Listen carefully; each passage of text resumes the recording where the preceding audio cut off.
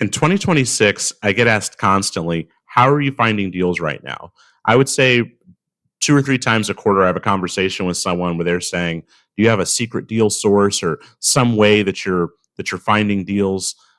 There's no secret deal source. What I'm going to do today is walk you through the mindset that I use and the specific strategies that I use in order to still find deals in 2026 that cash flow and work as BRRRR deals.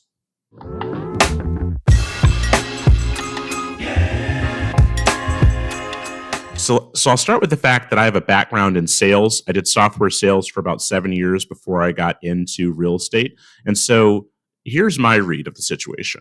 When deals don't come easily, when you can't just go on the MLS or you can't just call up some wholesalers and find a deal easily, people assume that something's broken overall. They think that it should be easy to find a deal. And this sort of fits with something people feel in general. They think things should be easy for them. They'll say, look, if the median person can't afford the median home, then there's some problem. We need to find a way for it to be easy for people to find affordable homes.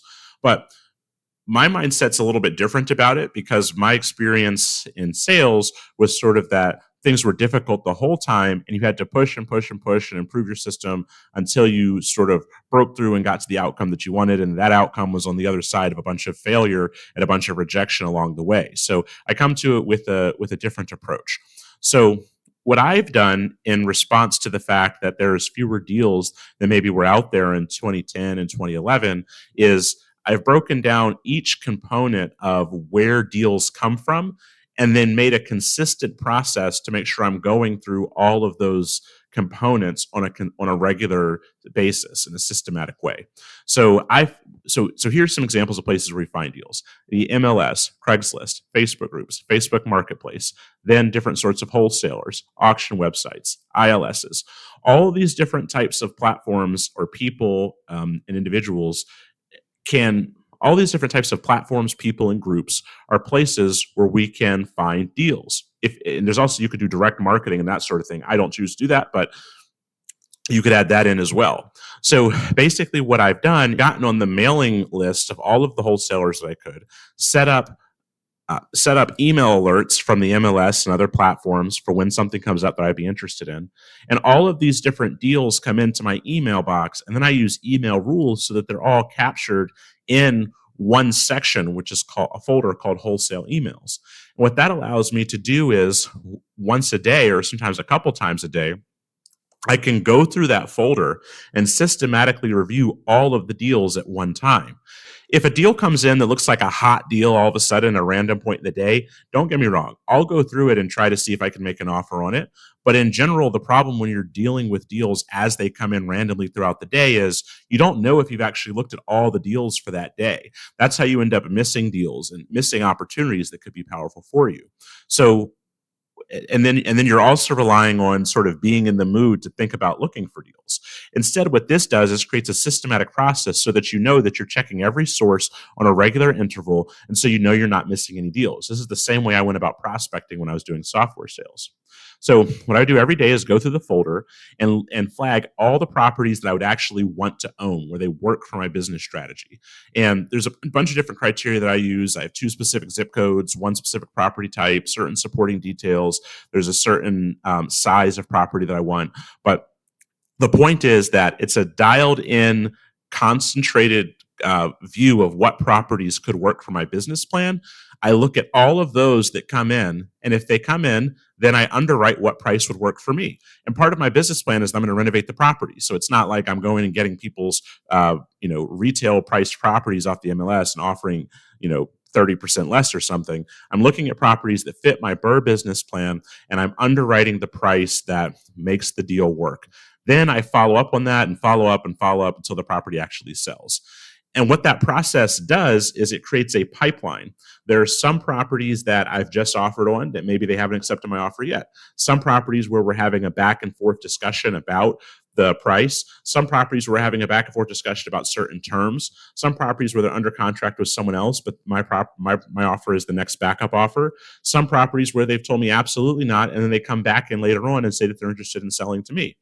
So there's properties at all stages of this process, and then I track where they all are in their various stages of the process in a sort of a pipeline. It's very similar to how I used to track deals when I was in sales, and then over time, I'm able to close some of those deals.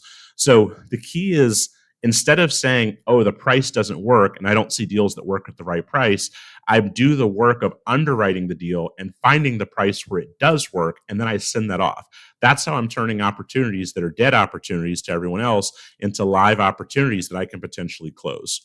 So I do this with every deal that crosses my desk. That ends up to being about 30 offers a month that I end up sending out. It's lower than you might think because, again, I'm so dialed in on the specific area and all of that. So I mean, there's days when nothing comes through at all that I would even be interested in. But I still comb through these lead sources over and over, and that's what's allowed me to start doing one deal every 4 to 6 weeks. So here's a story that shows exactly how this plays out in real life. So this was with two of my deals. So basically, at some point along the way, I saw a wholesaler post a deal they were interested in selling, and I reached out to that wholesaler and made him an offer on that deal. Initially, he didn't accept my offer, but after a week or so, he came back and countered. It was relatively close enough to what I'd offered, and so I ended up accepting the offer. It was a bit of a weird situation. I had to go see the house in the middle of the night or something like that. It was like I wanted to see it, and I was going out of town the next day or something, so I ended up going there late at night to see the property. It was a very strange situation, but in any event, after he sold me the property, after we went under contract to buy the property, he then tried to get me under contract to buy another property that he had. That property was overpriced. I wasn't interested in buying it at that price. Well, after I had closed on the first property which came from follow up and all of this, at the closing table, it became clear that the seller had another property that they were interested in selling for a higher price. So in that situation, I told them what I'd be willing to pay, and then we sort of parted ways. They tried to sell it at the price they thought it would sell for. I guess over time, I started working on the first renovation of the property that I had just bought. And then eventually, I think they couldn't get the price that they wanted. So they came back to me and said, "Hey, would you still buy it at the price that you had originally said?"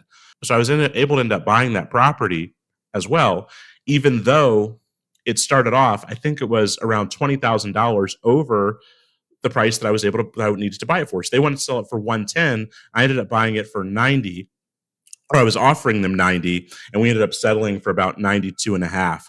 But what you could see is, because I had actually done the work to put a real number out there, that then had me in the running to potentially get the deal. Most of the time, you're not going to get both of the deals. You might not get either of the deals. But by doing that work consistently, you put yourself in the running for these deals rather than just sitting around saying that there's no deals. That's the reality of finding deals right now. It's not always clean. Sometimes it's a strange, unglamorous process where you're standing in some house in the middle of the night trying to figure out what the price should be. But it's the same underlying system. Know your criteria, underwrite your price, don't flinch, make the offer, put yourself in the running.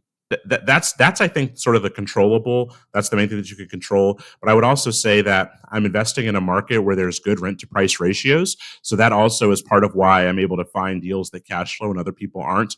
A lot of people say that they just can't find properties with good rent to price ratios, and I understand feeling that way. But when I started investing, I was in the DC market where a regular single family house can be 700 grand. It could be over $1 million. And those properties don't cash flow. So I just had to look outside of my market into areas that did have the opportunity for cash flow. And if cash flow is important to you, then that's another component of finding deals. You're going to have to find an area where you can actually get cash flow.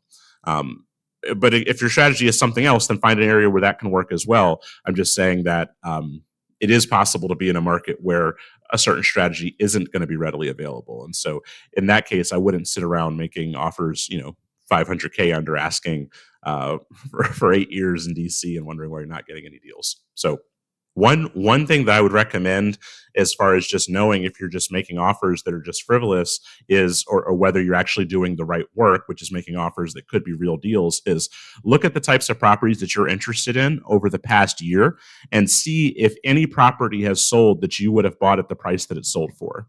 If you can't find a deal that you would have thought was a deal in that time, then it may be that you have a unrealistic expectation of price for the market. Doesn't mean you're wrong. Maybe the maybe that strategy doesn't work. Maybe you're trying to apply a strategy that doesn't work in that area. And then you just have to look at doing something else. You may have to change your area. You have to change what you're buying. You have to change your strategy for how you rent it out. You have to change something to make it work, because if you can't find anything that ever transacted at a price you would have thought was good, that means that that you have an expectation that's not going to be panned out in the market. So basically, the main takeaway is make sure you're following a strategy that actually is possible to be done in that market at that time, and then work through these lead sources like a prospect list, daily, disciplined, every single one of them. That's how you find deals in 2026. It's not a secret, it's a system. You have to run it every day without fail.